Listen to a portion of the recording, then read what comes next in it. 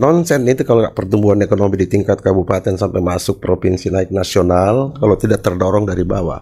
Oleh karenanya harus ada ruang yang dipersiapkan untuk UMKM. Tidak apa-apa kita berretorika. Saya kira untuk menyambung retorikanya harus ada action yang kita lakukan. Kalau hanya sekedar berretorika, ya orang Makassar bilang saya cari talopi.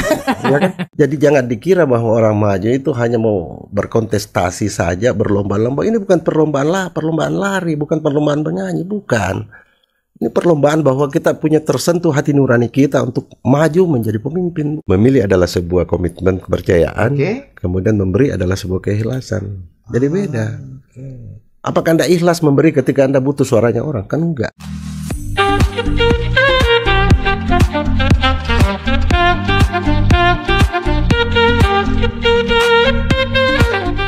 Bismillahirrahmanirrahim. Assalamualaikum warahmatullahi wabarakatuh. Kawan-kawan Portal Media, terima kasih sudah kembali lagi di podcastnya Portal Media. Hari ini saya kedatangan politisi senior lah. Kalau melihat riwayatnya beliau sampai hari ini itu masih anggota DPR provinsi dari Takalargoa, mantan ketua DPD 2 Golkar. Hari ini ada Bapak Fahrudin Rangga. Assalamualaikum Kakanda. Waalaikumsalam warahmatullahi wabarakatuh. Sehat-sehat Kanda? Alhamdulillah sehat walafiat. Takalar bagaimana Kanda? Ya kelihatannya begitu-begitu saja. Rame, seluruh Indonesia sebenarnya lagi rame, termasuk Takalar Kanda. Lagi panas pilkada ini Kanda. Dan saya tahu bahwa kita ini mau maju sebagai Bupati Takalar. Konfirmasi tak?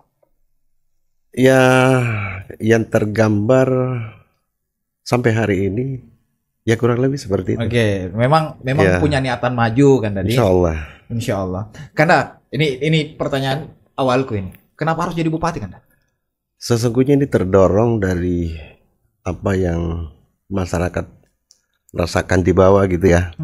Selama menjadi anggota DPRD kurang lebih 10 tahun, ya, 10 saya kira tahun. Tidak cukup untuk mengisi semua ruang-ruang harapan yang diinginkan oleh masyarakat. Tidak cukup jadi anggota DPR? Tidak cukup, karena kita di DPR ini kan bukan pengambil keputusan. Kita hanya sebatas menjembatani saja, mengawasi ya, aja, mengawal aja. Tidak lebih dari itu. Jadi eksekusinya ada di eksekutif. Jadi tidak lebih dari itu. Nah, maksudku begini, karena apa yang kita mau bikin? Kan saya menyimpulkan ini. Kita merasa bahwa ada hal yang kita tidak bisa bikin karena kita hanya mengawasi. Memangnya apa kan? Ya banyak hal. Terutama adalah pengambil kebijakan soal pengaturan anggaran. Pengaturan anggaran? Ya, pengaturan anggaran kan kalau kita di legislatif sebatas hanya dalam proses pembahasan proses pembahasan saja, tidak bisa masuk ke ruang-ruang yang yang pengambil keputusan akhir. Nah, sehingga di sana ada keterbatasan yang bisa kita lakukan. Nah, oleh karenanya dari gambaran yang kita rasakan selama 10 tahun kurang lebih gitu ya. Itu yang membuat ternyata ada ruang-ruang kosong yang belum bisa kita lakukan di tingkatan legislatif. Ruang kosong itu apa sih Kanda? Maksudku apa? Ya kadang-kadang kita dibawa. Masyarakat ini kan selalu berpikir begini, anggota DPR itu adalah manusia Superman gitu ya. Iya, pikiran-pikiran ini yang kemudian ini pikiran polosnya masyarakat di bawah yang sulit kita jawab. Dan tidak bisa disalahkan ini. Tidak bisa disalahkan. Pikiran-pikiran polos ini yang kemudian sulit kita jawab hanya dalam posisi bahwa kita bukan pengambil kebijakan. Eksekutornya itu sekali lagi ada di eksekutif, di kepala daerah. Di kepala daerah, sehingga kita punya keterbatasan. Ya namanya kita mengusul, menyampaikan bisa diterima, bisa tidak. Ya itu yang terjadi selama ini kan. Jadi ceritanya selama ini banyak ide, banyak aspirasi dari masyarakat yang kemudian tidak bisa dieksekusi. Kurang lebih seperti itu. Saya ini betul-betul bisa merasakan dari segala ruang yang ada secara geografis di Kabupaten Takalar. 10 tahun di DPRD, kemudian sempat kakak kemarin jadi bupati selama 5 tahun. Kebetulan saya dipercaya sebagai ketua tim. Ya. Nah, sehingga ruang-ruang itu kemudian sekecil apapun bisa terpotret ya selama saya jalan. Jadi sekali lagi bahwa ada harapan-harapan masyarakat yang begitu besar yang belum bisa kita akomodasi ya. Dari selama kita 10 tahun menjadi anggota DPR, dan itu tadi ada keterbatasan yang bisa kita lakukan. Misalnya apa, Kanda? Misalnya apa sih aspirasi masyarakat yang tidak bisa diakomodir sama anggota DPR itu apa? Kadang-kadang hal kecil tapi ini sangat punya arti yang besar. Pak, saya kasihan ini penjual-jual di bawah, butuh modal bla bla bla. Tapi bagaimana caranya saya bisa dapat? Ini kan pertanyaan yang sederhana sesungguhnya tapi menyentuh. Menyentuh bahwa ada ruang sesungguhnya yang selama ini tidak terisi. Untuk mendorong pertumbuhan ekonomi itu kan memang harus dari bawah. Suka atau tidak kita sebagai pimpinan daerah kelak gitu ya, bahwa ada ruang-ruang untuk mendorong pertumbuhan dan perekonomian ini bisa berjalan berputar secara baik, itu dorongannya dari bawah. Jadi harus mulai dari bawah. Harus dari bawah. Nonsen itu kalau pertumbuhan ekonomi di tingkat kabupaten sampai masuk provinsi naik nasional kalau tidak terdorong dari bawah. Oleh karenanya harus ada ruang yang dipersiapkan untuk UMKM. UMKM. Satu yang menjadi beban pikiran saya selama ini itu yang sepertinya tidak terperhatikan, terabaikan dalam tanda petik. Ya. Pertanyaan saya ganti kalau begitu. Ya. Apa menurut Pak ini, Kanda, yang menurut bisa dilakukan oleh pemerintah sekarang atau yang lalu, karena kan Pak J sekarang, yang lalu atau yang sekarang itu bisa dilakukan tapi tidak dilakukan? Ya, ini kembali lagi kepada penyadaran secara personal gitu ya, bahwa ketika kita dari awal apa sih sesungguhnya harapan kita, apa sesungguhnya tujuan kita mau jadi bupati. Kalau dari gambaran itu terjawab secara baik, saya kira apa yang menjadi harapan masyarakat di bawah itu bisa terjawab. Cuma kan secara personal berbeda-beda. Kadang-kadang ada orang jadi bupati ya ingin ngumpulin duit apa dan seterusnya kan. Gitu-gitulah, kurang lebih seperti itu kan. Nah, maksud saya bicara tentang UMKM. Atau begini, saya mulai dari pertanyaan begini. Apakah Takalar sudah mencapai potensinya hari ini? Saya kira belum. Kenapa? Ada potensi-potensi pariwisata yang selalu digaungkan, tetapi itu hanya sekedar digaungkan. Apa kemudian gerakan pemerintah setelah itu digaungkan? Kan tidak hanya lip service saja. Dan tidak ada. Menurut seorang Fahrudin Rangga itu, pemerintah itu hanya menggaungkan dan tidak mengeksekusi sama sekali. Kalau kita mau melihat sesungguhnya gambaran yang sesungguhnya ya, buka aja APBD-nya. APBD tergambar seberapa besar perhatian seorang bupati mendorong anggaran masuk di pariwisata. Itu kan tergambar. Kalau Anda berbicara hanya sekedar menyampaikan gagasan, pikiran, sementara apa yang Anda lakukan penempatkan anggaran di pariwisata itu sangat minim, itu namanya mimpi. Ya mimpi buruk lah. Kalau mimpi indah nggak apa-apa ya.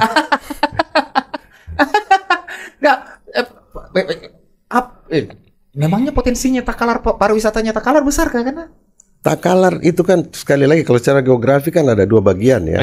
Ada dataran tinggi lah kalau sebelah timur, kemudian ada ada perairan atau laut. Kurang lebih 74 km garis pantainya Takalar. Itu kedua terpanjang di Sulawesi Selatan. Mungkin yang kalah cuma Pangkep.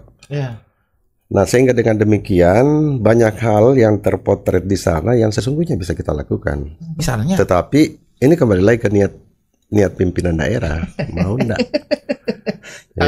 Bolehkah saya menyimpulkan? Boleh. Bolehkah saya menyimpulkan bahwa menurut seorang Fahrudin Rangga, pemimpin hari ini itu tidak punya niat? Ya mungkin niat ada. Niat ada, tapi niat itu juga ada tingkatan. Niat itu juga ada tingkatan, setengah-setengah, kemudian minim niatnya, kemudian ada niatnya memang niat besar untuk menggapai semua itu. Nah, apalagi di saat sekarang hampir semua kabupaten kota bahkan provinsi dijabat oleh pejabat gubernur, bupati dan kota, Betul. yang mana tidak punya beban di dalam menjalankan tugas. Iya. Tidak ada patron yang bisa merongrong gitu ya, karena tidak ada RPJMD yang menjadi ronrongan masyarakat. Kemudian kalau dia salah jalan ya. Dia nggak punya janji di masa lalu Ya, misalnya. betul. Di masa lalu dia tidak punya janji Betul. nih. Karena kalau misalnya dianggap bahwa Takalar ini punya potensi dan belum mencapai potensinya. Apakah sebenarnya harus dilakukan ini? Ya itu tadi, kalau kita ingin dorong pariwisatanya, tentu seorang Fakhrudin Rangga deh. Apa sih yang harus didorong dari ini? Kan Takalar punya jagung nih. Iya, betul. Kenapa tidak di situ aja misalnya? Nah kan kalau jagung itu kan tidak muncul dengan sendirinya tumbuh kan. Kita harus memperhatikan siapa yang menanam, apa yang dibutuhkan, kemudian apa kemudian yang menjadi yang menjadi pendorong sehingga kuantitas dari produksinya itu betul-betul bisa diandalkan. Nah kalau sekedar hanya berharap saja, tidak ada perhatian, tidak ada dorongan di sana untuk ya tentu saja itu harapan-harapan semu namanya, ya kan? Kalau saya perhatikan kalimat-kalimat ini, Kanda, kita merasa bahwa ini pemerintah sekarang nih, pemimpin daerah nih, yang sekarang maupun yang masa lalu tuh bicara aja saja, tidak ngapa-ngapain. Betulkah kesimpulan saya? Ya, kan ini retorika harus dibarengi dengan realita yang kita lakukan ya. Harus ada action dari retorika yang kita lakukan. Tidak apa-apa kita berretorika. Saya kira untuk menyambung retorikanya harus ada action yang kita lakukan. Kalau hanya sekedar berretorika, ya orang Makassar bilang saya cari talop, ya kan? Seperti itu. Iya. Kurang lebih seperti itu. Nah, bicara tentang kepemimpinan. Siap. Takalar tuh butuh pemimpin seperti apa sih, Kanda?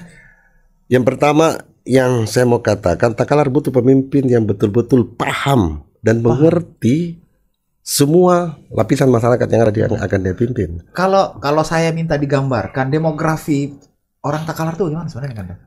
Sesungguhnya di sana kan ada dua saja secara kalau demografi ya hampir semua sama. Cuma kan kehidupan itu kadang-kadang pola hidup masyarakat itu dipengaruhi oleh secara geografis ya. Orang di pinggir pantai tentu lain gayanya, stylenya dibanding orang-orang yang ada di pegunungan. Tetapi pada dasarnya orang Takalar itu sama. Nah kalau kita tidak mampu dalami semua ini, jangan bermimpi jadi pemimpin di sana kan. Kalau hanya sekedar saya punya pengalaman begini, pernah jadi begini, sehingga dengan modal itu saya mau masuk, enggak cukup sampai di situ. Harus didalami lebih dalam.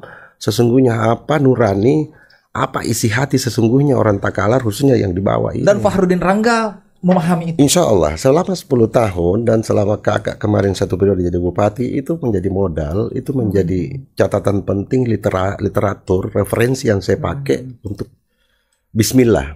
Untuk Bismillah maju kan katanya.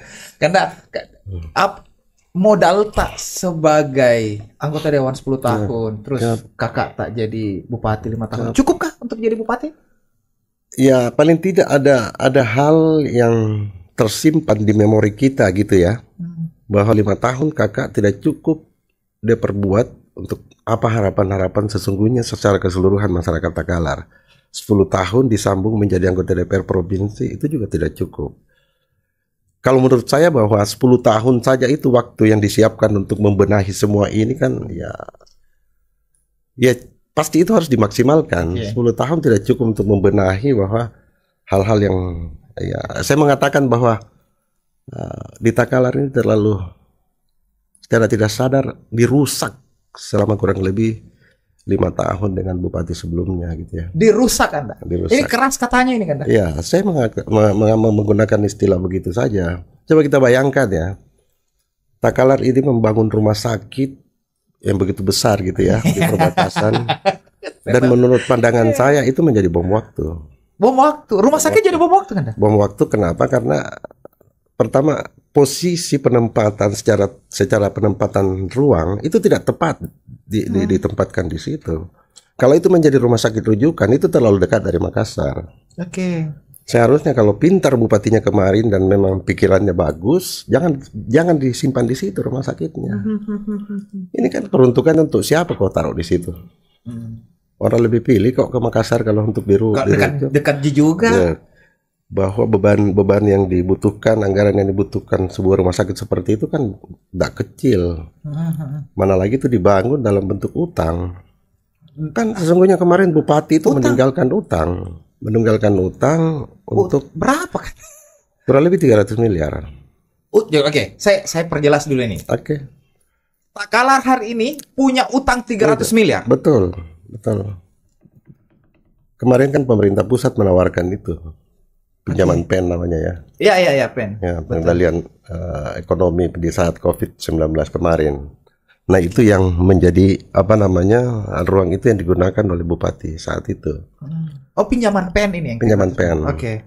Dan ada kewajiban yang harus disiapkan oleh pemerintah saat ini, kurang lebih sekitar 40 miliar lebih setiap tahun dia harus membayar cicilan. Sebentar, bolehkah sekali lagi saya mau ambil kesimpulan?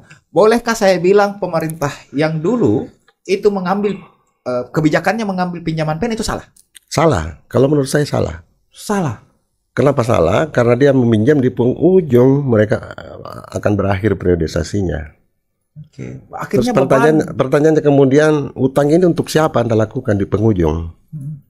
Apalagi di saat itu Bupati mengatakan dia tidak akan maju lagi periode selanjutnya, walaupun itu bahasa politik gitu ya. Ternyata maju. Ternyata mau lagi, mau lagi kan. Tetapi ya kalau dipikir secara logika sederhana aja digunakan, mau berakhir tiba-tiba mengutang.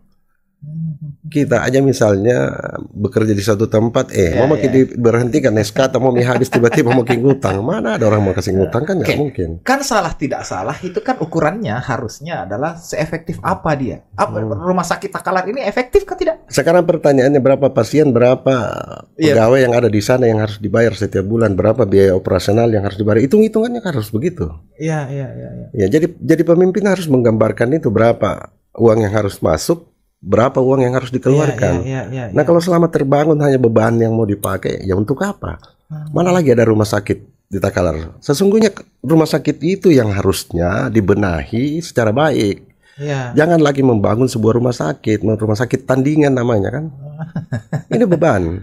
Kalau itu tidak terpenuhi, katakanlah 1 tahun berjalan ini, terus dari mana mau bayar utang? Kalau misalnya lebih besar pasak daripada tiang, Anda membayar pegawai jauh lebih besar, budget yang digunakan di situ ketimbang penghasilan yang Anda dapat. Kan itu gila namanya. Kan tabe. Saya tadi gila. Kalau saya bisa menangkap tadi yang kita bilang bahwa Takalar memang jadi masalah ini. Sedang bermasalah lah ya ceritanya itu. Dan seorang Fakhrudin Rangga itu orang yang mau berusaha memperbaiki situasi. Oke, pertanyaannya, kenapa Fakhrudin Rangga mau memperbaiki situasi? Di kampungku, bos.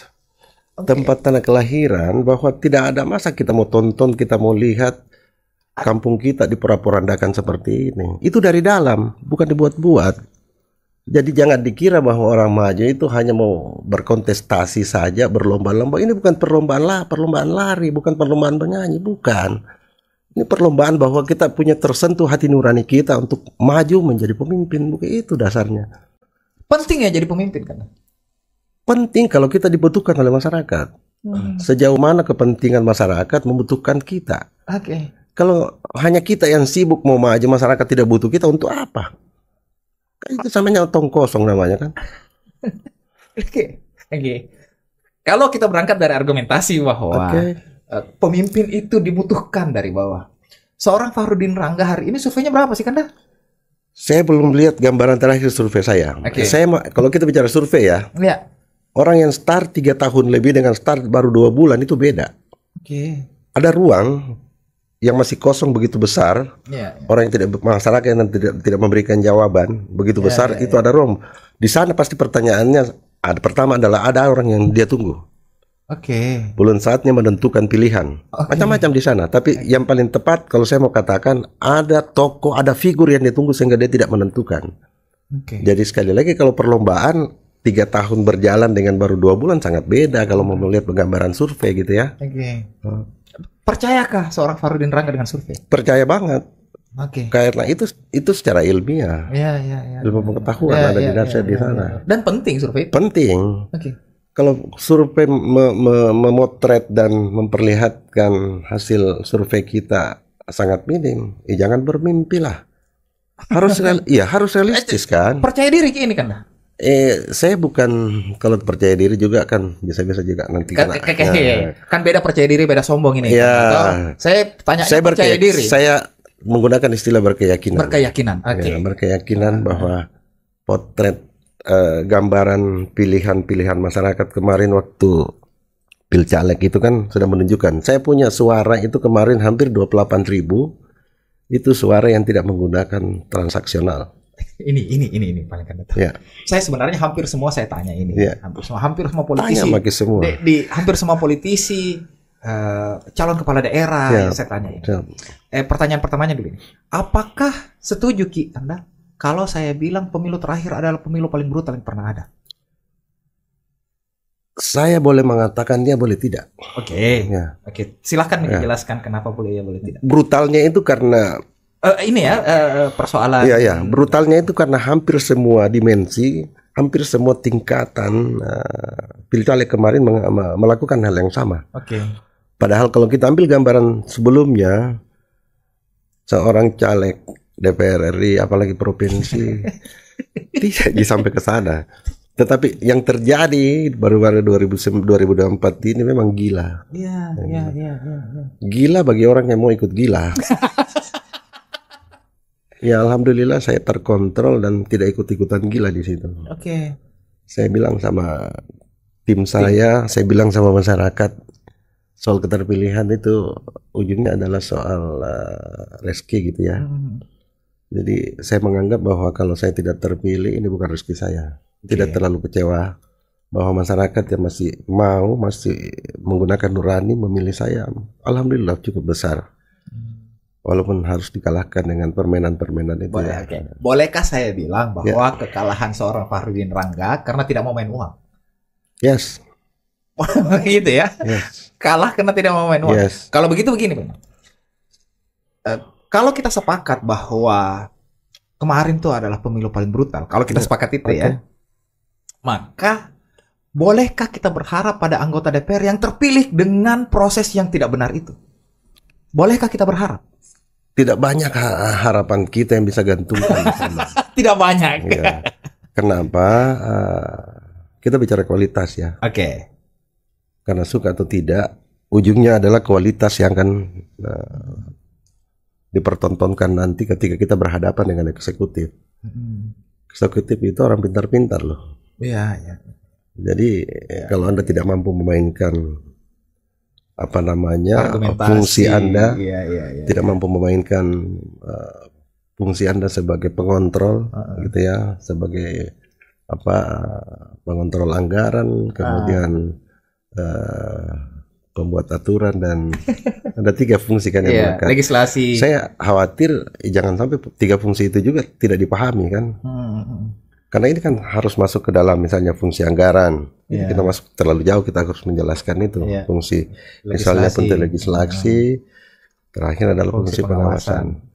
Jadi pengawasan jangan dikira orang hanya ke lapangan begitu mengawasan, enggak. Di belakang meja juga kita bisa mengawasi. Kontrol kita kan semua ada perencanaan yang dibuat oleh pemerintah kan. Alat kontrol kita di sana. Mudah sekali pengontrol dari belakang meja. Apa yang sudah dilakukan, apa yang sudah terjadi, misalnya dalam satu periode pemerintahan gitu ya. Karena 10 tahun jadi anggota DPR. Bolehkah saya bertanya soal dari 3 tugasnya anggota DPR itu, masterpiece-nya Fakhrudin Rangga itu yang mana? Apa yang sudah diperbuat sih di anggota DPR itu? Saya kemarin banyak dipercayakan oleh fraksi itu di anggaran. Saya banyak bermain di situ, menjalankan tugas dan fungsi saya sebagai anggota DPR Wakil Rakyat. Itu kemudian yang saya manfaatkan secara baik, kepercayaan yang diberikan oleh partai saya, Golkar. Menjadi Golkar dalam hal ini menjadi Ketua Badan Anggaran selama kurang lebih 3 tahun. Kemudian turun tahta menjadi wakil ketua. Wakil Ketua Badan Anggaran. Iya, turun tahta ya. Nah, ya, jadi saya mengistilahkan apapun posisi itu, kalau yang penting kita ada di dalam. Alat kontrol itu, fungsi itu kita gunakan sebaik-baiknya. Bahwa di pemerintahan ini kan sekali lagi mudah sekali mengontrolnya. Kan ada beberapa dokumen yang menjadi alat kontrol. Seorang bupati definitif atau seorang gubernur definitif, kita start mulai dari RPJMD yang dia buat. Dan dia harus bertanggungjawabkan selama periodisasi 5 tahun gitu ya. Alat kontrol alamat kontrol utama ini yang kemudian di breakdown masuk di RKPD. RKPD kemudian muncul yang namanya musrembang di semua tingkatan. Kemudian masuk di musrembang provinsi, yang kemudian rumusannya terakhirnya itu masuk dituangkan di RKPD, rencana kerja pemerintah daerah.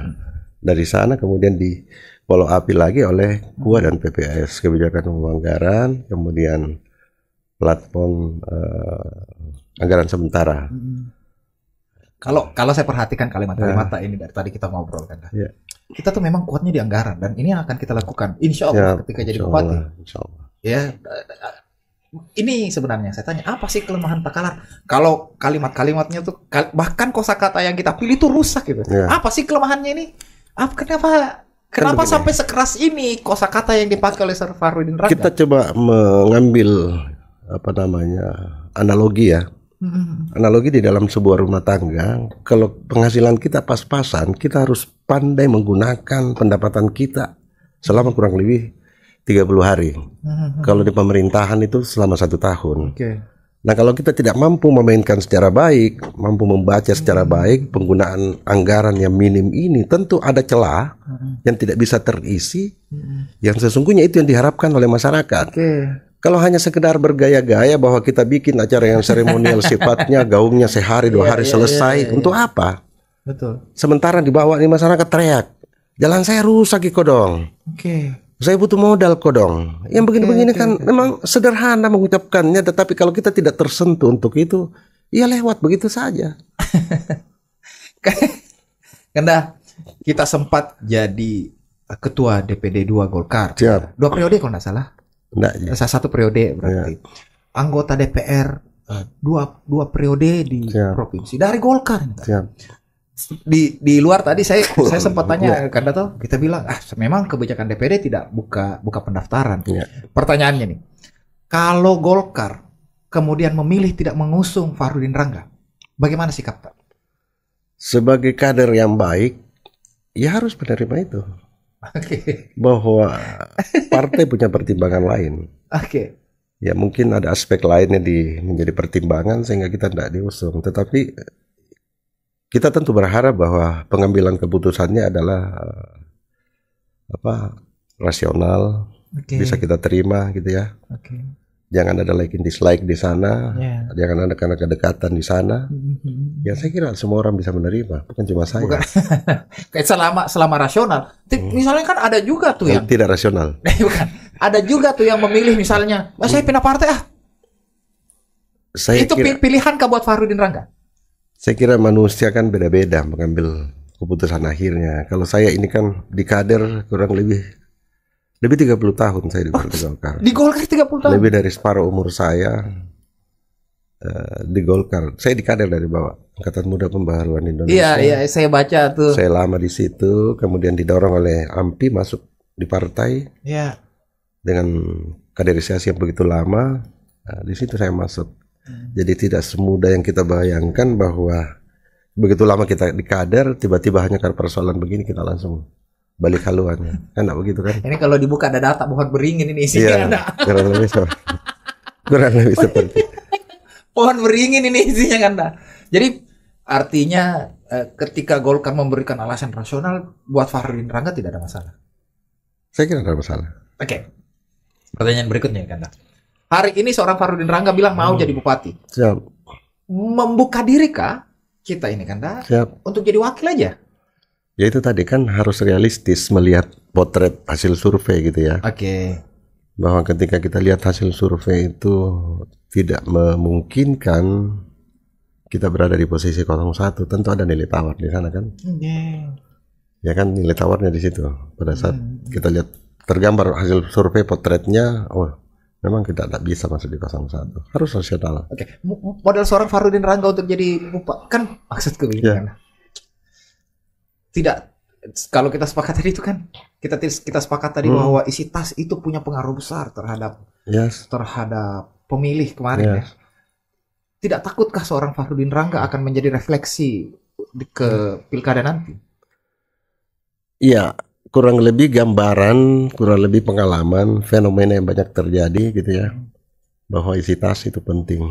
Tapi menurut saya bahwa saya menggunakan istilah segalanya butuh uang, tapi uang bukan segalanya. Oke. Sehingga apa? Banyak fenomena yang terjadi, orang mengeluarkan biaya begitu besar tidak terpilih kok. Ada ya? Itu kan ada. Anggota DPR itu banyak terjadi kemarin. Bahkan di kabupaten kota, provinsi juga banyak seperti itu. Hanya kalah nasib saja. Kalau mujur, sama-sama menggunakan duit kan? Iya. Ya. Nah, maksud saya masih bolehkah kita berharap pada masyarakat ini karena berharap tuh maksud saya masih bolehkah kita berharap bahwa masyarakat itu rasional di memilih nantinya? Kan tidak semua juga masyarakat punya pikiran-pikiran bahwa ketika kita memilih harus ada imbalannya gitu ya. Tidak semua pragmatis. Tidak semua pragmatis. Sehingga saya selalu mengambil istilah begini. Harus ada pembeda ketika memilih dengan memberi itu harus beda. Oke. Memilih adalah sebuah komitmen, kepercayaan. Memberi adalah sebuah keikhlasan. Jadi jangan memberi sesuatu ketika Anda mengharap. Oke. Ulang kalimatnya karena supaya saya mengerti ini kan dah. Memilih adalah sebuah komitmen kepercayaan. Oke. Kemudian memberi adalah sebuah keikhlasan. Jadi beda. Apakah Anda ikhlas memberi ketika Anda butuh suaranya orang? Kan enggak. Ya, transaksional. Ya, itu transaksional ujungnya kan. Ya sehingga kalau menurut saya kalau transaksi itu ada di pasar, ada uang, ada barang kan. Nah, yang saya katakan tadi itu dua yang harus dibedakan. Kalau Anda mau memberi masyarakat bukan di saat Anda mau butuh suaranya. Kapan? Di saat di luar itu kan kita bisa sering ke lapangan melihat ada masyarakat yang lagi susah, ada yang masyarakat lagi sakit dan seterusnya. Di sana kita masuk. Bukan di saat kita membutuhkan itu, nah ikhlas namanya itu transaksi. Oke. Tapi kan tidak semua punya pikiran seperti itu. Bolehkah saya minta, let's say, komitmen dari mulutnya seorang Farudin Rangga ketika maju sebagai bupati tidak akan menggunakan cara-cara seperti ini? Saya berupaya untuk tidak menggunakan itu. Oke. Kan di bawah ini ada supporting gitu ya. Iya. Ada supporting misalnya masyarakat yang memang menginginkan kita nggak tahu apa yang dia lakukan di bawah. Tapi yang pasti itu bukan perlakuan saya, tapi orang-orang yang berharap saya jadi pemimpin, saya terpilih itu yang melakukan. Kita nggak tahu pendekatannya apa di bawah. Tetapi insya Allah kalau saya tahu, saya selalu melarang. Seorang Farudin Rangga Di Pilkada kemarin jangan lakukan itu. Kita lakukan dalam bentuk lain. dan itu sudah dilakukan. Saya sudah lakukan. 2 periode saya di provinsi saya nggak pernah melakukan itu. Dan bahkan statement terakhir kita kalah tuh karena kalah uang. Iya, kalah uang. Di ujungnya kalah nasib. Bersalah rezeki kan. Karena ini pertanyaan pamungkasku selalu ini ke beberapa politisi ini saya selalu tanyakan ini. 10 tahun jadi anggota DPR, 5 tahun mendampingi kakak sebagai bupati. Pernahkah seorang Farudin Rangga merasa kecewa terhadap masyarakat? Kalau kecewa pasti itu manusiawi. Oke. Ya. Manusiawi kita kecewa, tetapi kecewa itu jangan memutus rantai persahabatan, rantai perhatian kita ke masyarakat. Nggak boleh.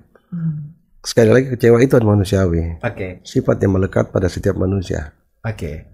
Tetapi sekali lagi jangan itu dirusak, persoalan itu merusak tatanan yang sudah kita bangun begitu lama. Oke. Masyarakat ini kan butuh diberi pemahaman. Bukan batu, kasihan ini masyarakat. Punya pikiran, punya hati. Kalau kita lakukan pendekatan-pendekatan yang humanis ya, kemudian pendekatan-pendekatan yang manusiawi, saya kira dia akan tergerak untuk itu. Dan saya tahu persis seperti apa sesungguhnya sifatnya orang Takalar. Percaya kalau masyarakat itu sangat tergantung pada pemimpinnya. Yes. Percaya. Yes. Memang begitu. Tapi, karena kan maksudku begini kan, waktu ada beberapa minggu yang lalu, Takalar itu punya demografi yang agak unik karena di sana masyarakat kulturalnya itu masih kuat sekali. Siap. Kan begitu kan? Dah? Ya. Bagaimana seorang Farudin Rangga menghadapi ini? Apakah ini sebuah tantangan atau justru ini halangan buat Farudin Rangga? Kalau saya menganggap itu salah satu potensi yang dimiliki oleh Takalar. Ada budaya, ada adat istiadat yang harus dijaga dan dikembangkan. Itu potensi sesungguhnya. Potensi wisata ada di sana melekat. Tetapi kan ini hanya sebatas itu tadi, lip service saja, sekedar hanya diucapkan, tetapi tidak ada aksi di bawah, tidak ada tindakan yang dilakukan oleh pemerintah. Sekali lagi, kalau kita mau lihat semua perhatian itu, ada enggak perhatiannya pemerintah ke sana? Ada enggak perhatian pemerintah? Buka aja PBD-nya. Itu aja yang dilihat. Dilihat di situ kan. Gimana mungkin Anda mau dorong itu, Anda menaruh anggaran di situ untuk belanja? Katanya perhatian, terus nggak ada duitnya misalnya kan? Iya, karena ujung-ujungnya kan harus di situ. Untuk mendorong itu pasti harus persiapkan anggaran yang memadai, mendorong pariwisata. Sekali lagi, salah satu potensi yang ada di Takalar itu memang pusat wisata budaya. Oke. Ada tradisi di sana yang harus dikembangkan. Tapi kalau enggak, ya begitu-begitu saja. Tadi saya sudah tanya nih, apakah pernah kecewa? Sekarang gini kan? Di mana momen seorang Farudin Rangga merasa bangga menjadi anak Takalar, orang Takalar? Bangga ketika saya turun, masyarakat bisa tersenyum. Oke. Berhargakah itu senyumnya masyarakat? Berharga banget buat saya. Ketika masyarakat tidak membalikkan badannya, membalikkan mukanya ketika kita datang, disambut dengan senyum, itu sudah cukup. Cukup buat Farudin Rangga. Cukup buat saya. Tidak perlu, let's say misalnya jabatan yang mumpuni, cukup senyumnya mereka sudah cukup. Senyum. Seorang pemimpin yang baik kan memang seperti itu. Jangan terlalu berharap banyak ke masyarakat yang Anda pimpin. Selama Anda tidak mengecewakan, selama Anda tidak buat kecewa, saya kira senyum itu akan selalu Anda dapatkan ketika Anda turun. Amin. Iya. Jadi jangan dikira kan Anda memberi sesuatu terus, enggak. Karena tidak semua orang kok bisa beri. Katakanlah penduduk Takalar itu kurang lebih hampir 400.000. Apakah Anda bisa beri semua 400.000? Kan enggak. Tapi kalau Anda perlakukan orang-orang secara baik, secara ikhlas di bawah, saya kira dari cerita-cerita ini kemudian yang berkembang. Budget tone dan seterusnya. Dan penilaian itu dari dalam loh. Makanya kita perlakukan juga harus dari dalam. Tidak hanya ada keinginan, ada harapan kita dengan masyarakat terus kita perlakukan. Dan di saat kita butuhkan masyarakat, ya susah memang membedakan yang mana orang baik, yang mana tidak baik, yang mana baik dibuat-buat, yang mana yang baik dari dalam. Kan sulit melihat itu semua kan. Kita nggak bisa lihat niatnya orang ini. Nggak bisa. Sehingga harus track recordnya harus dibaca begitu lama. Jangan yang pada saat baru 1-2 bulan masuk di Takalar selalu menganggap enggak terlalu pendek untuk siapa kita sendiri nih 1-2 bulan. Nggak ada orang saya sindir. Saya tidak mau menyindir siapa-siapa. Kan terakhir kan. Kalau saya bisa kasih kesempatan untuk bicara sama masyarakat Makassar, apa kita mau bilang? Saya mau bilang begini. Kalau mau memilih pemimpin yang betul-betul Anda harapkan dan bisa menjadi harapan semua orang, pilih dari hati nurani. Kalau perlu salat malam untuk menunjuk siapa pemimpin yang paling tepat untuk saya pilih. Dan itu penting. Penting. Penyesalan 5 tahun itu tidak ada gunanya ketika Anda salah menentukan pilihan. Sehingga menurut saya luangkan waktu salat tengah malam untuk minta petunjuk yang mana yang terbaik di antara sekian kan. Jadi kita tidak bilang ini pilih Farudin Rangga, tidak bilang begitu ya? Enggak. Kan tidak bagus juga rasanya kalau saya mengatakan saya yang paling terbaik. Enggak dong. Tetapi Farudin Rangga bukan yang paling baik pilihannya kan? Masyarakat itu kan punya penilaian. Silahkan saja menilai untuk tidak salah mengambil putusan, tidak salah mengambil sikap. Sembahyang tengah malam, Ki. Itu justru itu yang mau dibilang oleh seorang Farudin Rangga ke masyarakat Takalar. Masyarakat Takalar sholat tengah malam. Salat untuk menentukan pilihan yang tidak salah. Kan tidak seberapa lama Anda lakukan itu. Ketimbang harus mendengar bisikan orang. Dan itu bukan keputusan dari dalam kalau Anda memutuskan itu. Kalau Anda bimbang menentukan pilihan, kan di situ jalannya kan. Kan sulit ini menentukan. Tapi kalau saya bilang 10 orang memberikan begini kan ini menjadi dosa juga buat Anda. 10 memberi terus 1 jangan Anda mau pilih kan 9. Haram Iya kan? Iya. Tidak salah kah kalau saya menilai seperti itu kan? Iya. 10 Anda ambil semua sementara suara Anda cuma 1. Berarti ada 9 yang Anda harus kecewakan. Untuk tidak salah itu semua sambayang Ki. Siap. Sembahyang tengah malam minta petunjuk yang mana yang terbaik. Kita pun dalam menentukan langkah harus melakukan seperti itu. Jangan dikira kita maju secara frontal saja menjadi calon. Enggak. Ada titik terakhir di mana saya harus bersujud meminta petunjuk. Allah. Ya sebagai orang muslim kan seperti itu. Bukan Ki Ustaz temannya jadi Ustaz. Tetapi kan kalau kita kalau kita percaya itu kan itu putusan terakhir itu selalu diambil itu, walaupun memang kita berharap bahwa ada orang-orang yang makbul doanya, orang tua terutama ibu, itu yang paling harus kita senantiasa kita angkat derajatnya. Terima kasih sudah hadir. Ini 30 menit lebih mikir ngobrol ini nggak ada rasa. Di kode maka tadi sama Nana untuk selesaikan tapi makanya saya bilang kalau mau menceritakan misalnya mau cerita tentang pemerintahan terkait APBD, terkait anggaran di provinsi harus ada ruang tersendiri. Bercerita tentang langkah politik di Takalar harus ada ruang tersendiri. Makanya saya bilang kan insya Allah ini kalau kita betul-betul sudah diusung kan Agustus nanti kan Siap, akhir. Jangan Ki malas-malas untuk saya undang lagi masuk ke portal, kita kan bicara banyak hal gitu kan. Insya Allah terima kasih banyak sudah hadir di podcastnya Portal Media kan Saya juga berterima kasih luar biasa saya diundang, ini sebuah kepercayaan luar biasa kita diundang. Terima kasih kawan-kawan Portal Media, terima kasih sudah hadir, sudah mampir. Saya Sal pamit. Billahi taufiq wal hidayah. Assalamualaikum warahmatullahi wabarakatuh.